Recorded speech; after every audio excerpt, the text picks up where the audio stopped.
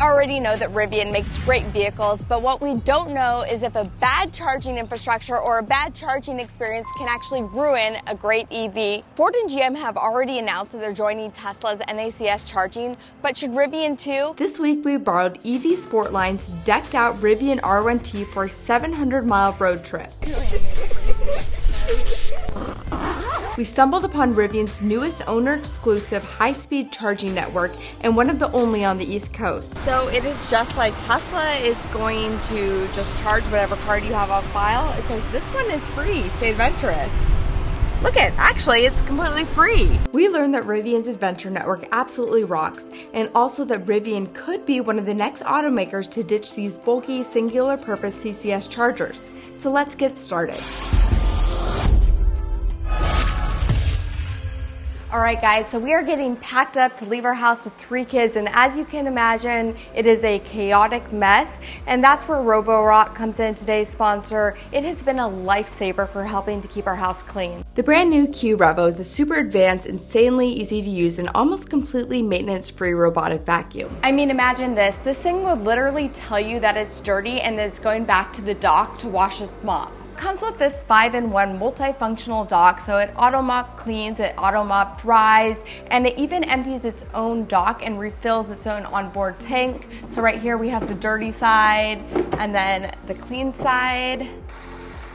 So you just fill this thing up once and it actually will wash your floors several times over without ever having to fill it up again, depending on the size of your house. The cleaning performance will blow your mind. It has all new dual liftable spinning mops. The suction power has also been upgraded to over 5,500 pascals. The dual mops spin while pressing down, getting almost any stain off.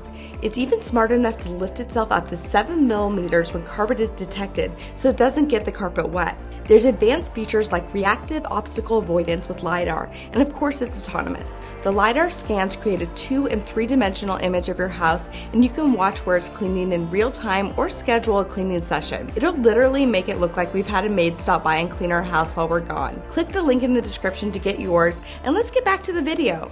With the truck fully loaded with 3 kids, a week's worth of gear, and charged to 100%, we took off from Atlanta to Charleston, South Carolina. There's actually quite a bit of room in the cabin of this car. How do you guys feel? Do you feel like you have space? Yeah.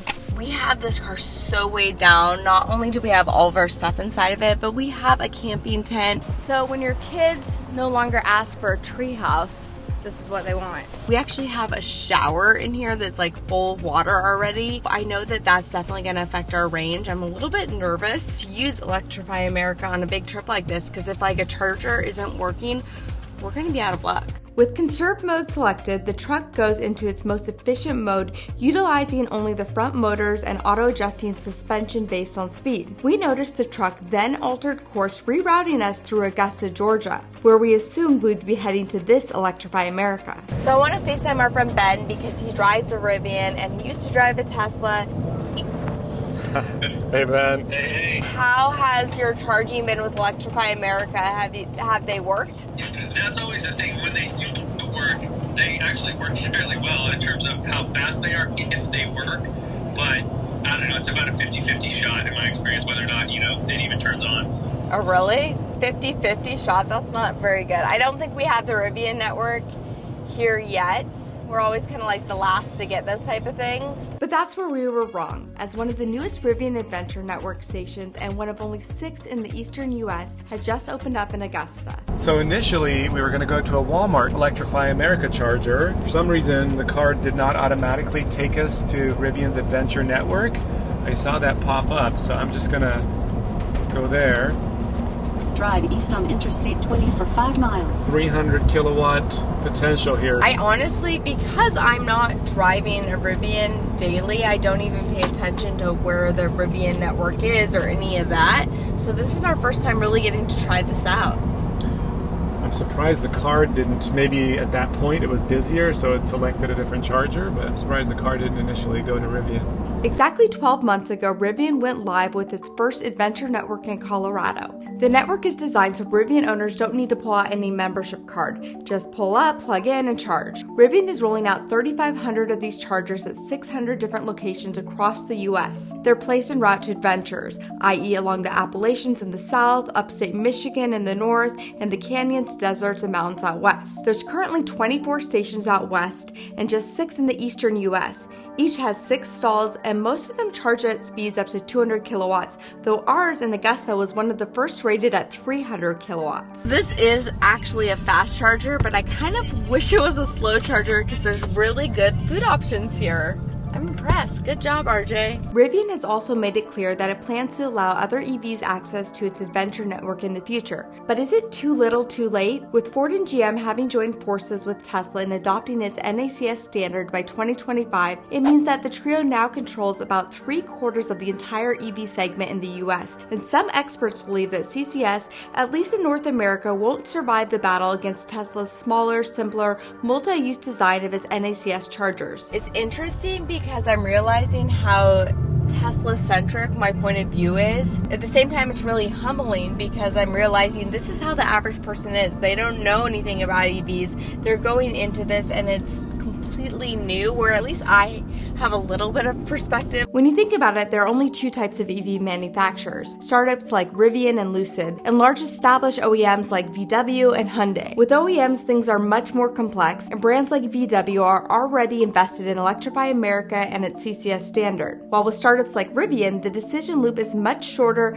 and there isn't a bunch of legacy models to worry about. So you would think Rivian's announcement to join the NACS standard is just right around the corner. So this adventure network is great. It's worked out really well for us, but the main flaw is that there's just not enough of them. They're only at places that will take you on some kind of adventure right now. So here's what I think Rivian should do. I think that they should go ahead and keep this right up front. You could even offer an adapter to current customers where they could charge from Tesla chargers, similar to what Tesla offers with the CCS adapter. And then as we move forward, go ahead and adapt to the NACS charging.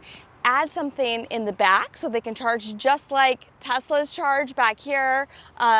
So they have that option as well. Since this recording, 19 charging station companies, including the big ones like Blink, ChargePoint, and EVgo, have all announced they'll soon adopt NACS connectors at their DC fast chargers. We're probably going to be here for about an hour because everybody's hungry and there's like all of our favorite restaurants here, so it's going to be a second, but I'm really impressed.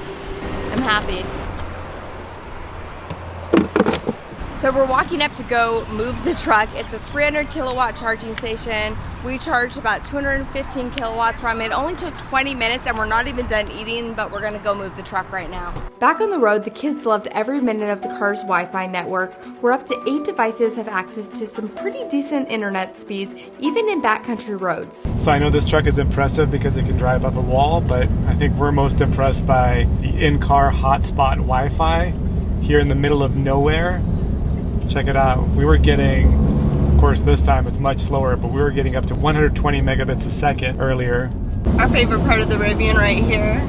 This customized EV Sportline Rivian R1T is really a one-of-a-kind truck, and although we'll be staying at my sister's house near Charleston, the truck's unique mods are an outdoor person's dream come true. It's fitted with a 7-gallon Yakima road shower on the roof. Face is covered. Designed to mount on Rivian's factory crossbars. The pressurized tank heats by the sun and even has a thermometer to show you the water temperature. It has an aerodynamic running board designed specifically for the Rivian so it stays inside the outer tire aero surface, minimizing range impact. It's even fitted with the optional armored rock sliders protecting against damage on trails. Its 20-inch flow-forged wheels are also designed specifically for the R1T and S. There's some sick-looking ditch lights that go with it, and Liam's favorite, who has been a longtime Rivian enthusiast. Rivian R1T. Same logo. The Yakima Skyrise tent, also made specifically to fit the R1T and S factory crossbars, has a built-in ladder and foam sleeping pad that pops up and automatically sets up in seconds.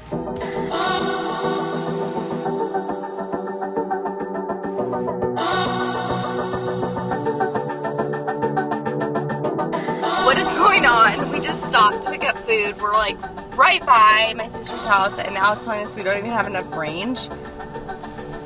just gonna continue anyway. So we're only 4 miles from our destination. We do have 42 miles according to the car, so I'm pretty sure we'll make it, but that message really scares you.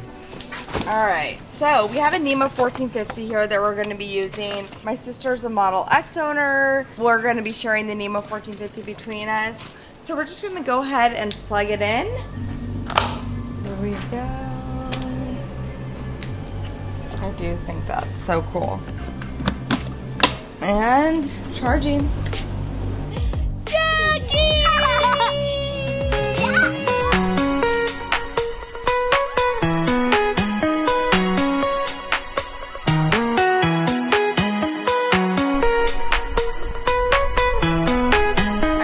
Glad we have that shower on the Rivian right now because we're gonna need it to get the sand off this kid.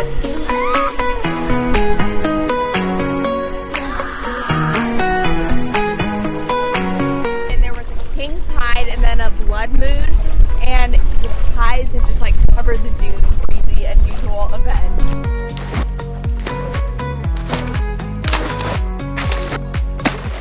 Kids are in the pool and I'm gonna blow up some floats. So I just got this out of the gear tunnel, and then we're gonna use the air compressor that's in the bed of the truck. Chin on the purple. Where's Bimmy? Gosh. But I had the ultimate super soaker. Oh no! This is like the best part right here. Oh, All right, catching a southern sunset here tonight in the marsh. We have a severe thunderstorm warning coming in here. It is going to pour, it is going to strike, and it might even spin up a few twisters. Big strike. I want to play Twister. Liam has been dying to do something ever since he saw this truck. He wants to sleep in this tent out here, so we're gonna set it up under the shade of a live oak tree. It's really easy. It's actually just a pop-up tent. No, I know that's like private.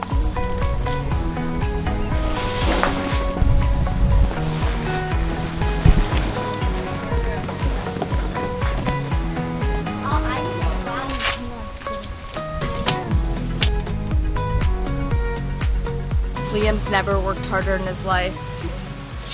Big reveal. What do you think, sweetie? Very nice in here. You want to sleep up there? Yeah. Question for you. Is this cooler than a treehouse? Yes. That's just the rain tent part. Way bigger than I thought it would be. It really is big, so you can check it out. I'm 5'5". You could sleep in here easily, 6 foot up and above. Lots of room, and it's really soft, right? Like this pad's really, really nice. Now, last time you and I tried to sleep in the R1T, we did not make it all the way through the night. We were just in a truck bed tent, but the bullfrogs were so loud that we ditched early. But this one is definitely more comfortable. I love being up higher too. It makes you feel like critters can't get to you. Michael Porter sits And is down. watching the NBA Finals in the tent. Liam over here, really getting in touch with nature. I got that. Oh! Are you filming my me without Juju. permission? I will send you back. Sound like a Karen. Exactly. It looks like we have competition right here. They have a rooftop tent up here. We're not the only ones who thought about camping at the beach. So when we started out this road trip, it was very similar to how, you know, people driving other EVs would feel, because we were relying on a CCS network that we were not familiar with. All we had heard and read was that it wasn't reliable. And we got really lucky because we were able to stop and charge at the Rivian Adventure Network. But what's funny about that is that it wasn't even listed on our map, it wasn't listed on Google. it was just pure luck that we stumbled upon that, and that worked great. That was completely seamless and amazing. But those are an adventure network. Now in the future, especially if we could get the administration involved, it would be great to see everything switch over to the NACS. I'm not sure if that will actually happen, but I would love to see happen here in the US. Let us know in the comments below what you think will actually happen. Like, what would you like to see happen and what you think will actually happen.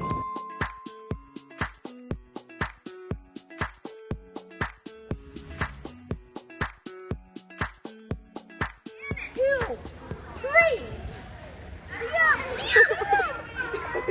That was so mean. Are you okay? Hello. Hi, it is a truck. Oh, I thought it was a sidewalk. That was wow. That's cool. They should make a toilet here. Then there might be a hole. Then it can go underground, the hole. Then it will magically, the dirt will go on top of it. Magically? Yeah. Check it out, we have Solar City over here.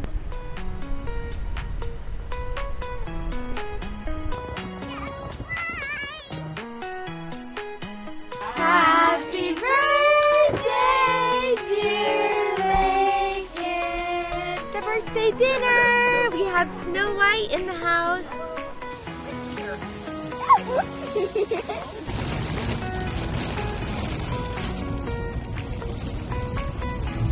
Quick little pit stop. Are you done, sweetie?